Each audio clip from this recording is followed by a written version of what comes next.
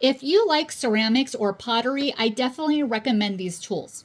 Now, this one is a serrated edge made of stainless steel, also flat right here, and it's very flexible as well.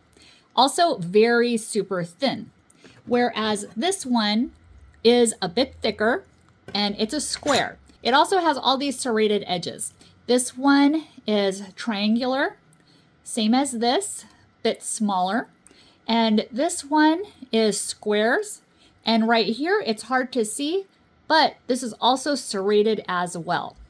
Perfect when you are doing ceramics and you need to bind two different clay pieces together. Very great products. Also, like I said, stainless steel, very durable, very simple and easy to use. Definitely recommend them. Thank you so much for watching and hope you found this video helpful.